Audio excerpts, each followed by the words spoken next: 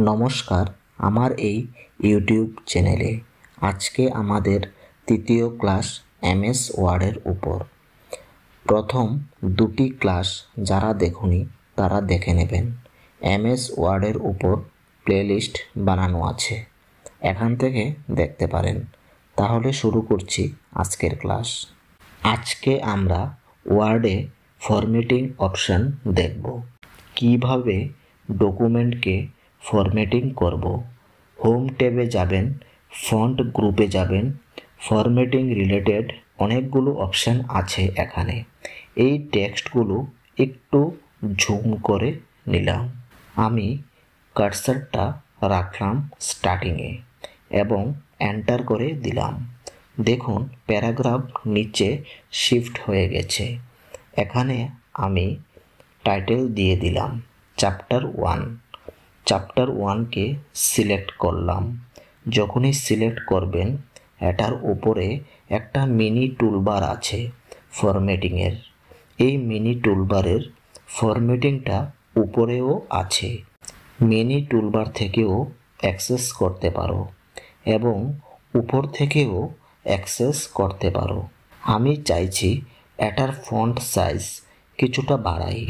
এখানে ক্লিক করবেন increase font size এবং এখানে ক্লিক করে ফন্ট সাইজ ডিক্রিজ করতে পারেন এবং এখানেও ক্লিক করে ফন্ট সাইজ কমাতে এবং বাড়াতে পারেন।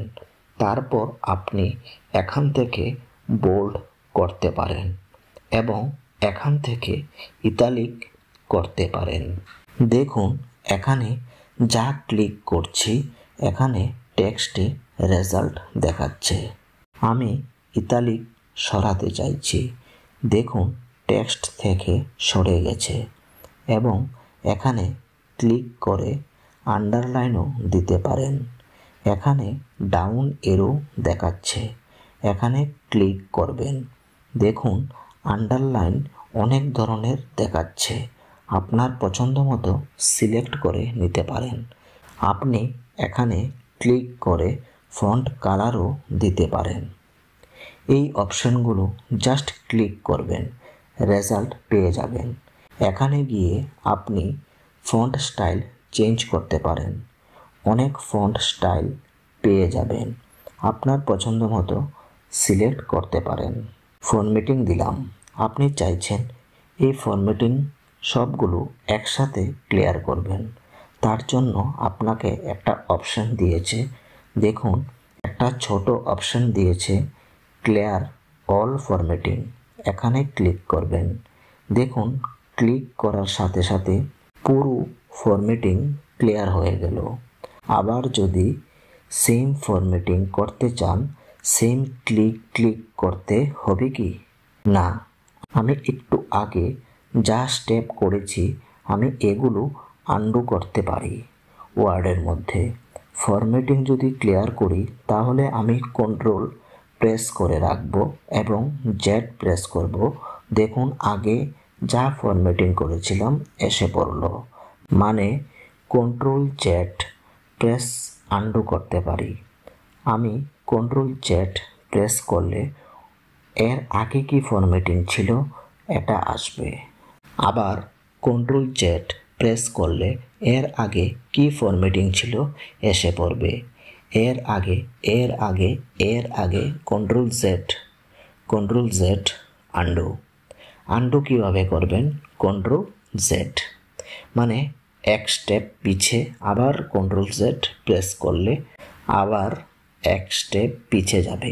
যত কন্ট্রোল জেড প্রেস করবে তত পিছে যেতে থাকবে। আর যদি ফরওয়ার্ড করতে চাও তাহলে কন্ট্রোল প্রেস করে রাখবেন এবং ওয়াই প্রেস করবেন, রেডো হবে। দেখুন কন্ট্রোল ওয়াই প্রেস করছি, সব স্টেপ আবার হচ্ছে। আমি আন্ডু রেডো দুটো অপশনই বললাম। আন্ডু মানে control Z one step backward যাবে আর রেডো ফরওয়ার্ড হবে।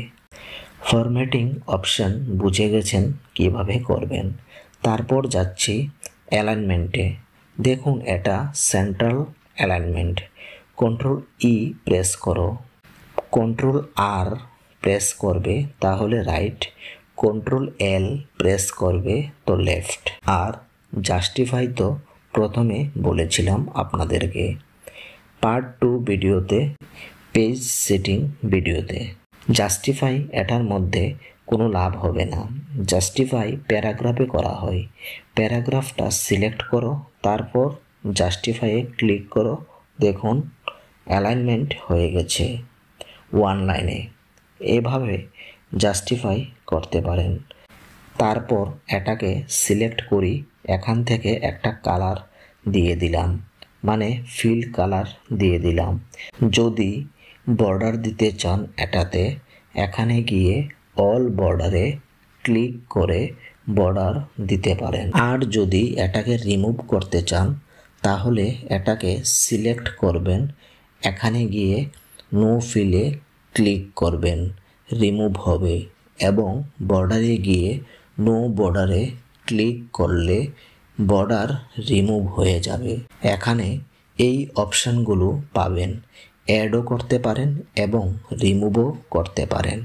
আচ্ছা, ধরুন কোনো লিস্ট টাইপ করবেন, আমি নতুন ডকুমেন্ট নিচ্ছি লিস্ট টাইপ করার জন্য। কন্ট্রোলের সাথে এন প্রেস করবেন, নতুন ডকুমেন্ট ওপেন হয়ে যাবে। আমি টাইপ করলাম সম্রাট, রাজু, রবি, রাজেশ, বিকাশ, রাজ, রাহুল, এমন নাম নিয়ে নিলাম। এখন আমি এগুলো সিলেক্ট করছি। তারপর আমি প্যারাগ্রাফ গ্রুপে এখানে ক্লিক করলাম। দেখুন এটা করার পর বুলেট অ্যাপ্লাই হয়েছে। আমি আরেকটা বুলেট নিয়ে নিলাম। দেখুন এখানে ছোট অ্যারো সিম্বল আছে, এখানে ক্লিক করে আরও অপশন পাবেন। তারপর এখান থেকে নাম্বার নিতে পারেন, না হলে ABC নিতে পারেন।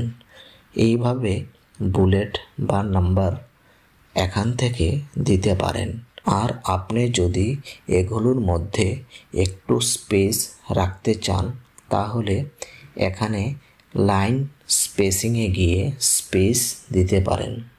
আজকে এতটুকুই থাক, দেখা হবে আগামীকাল।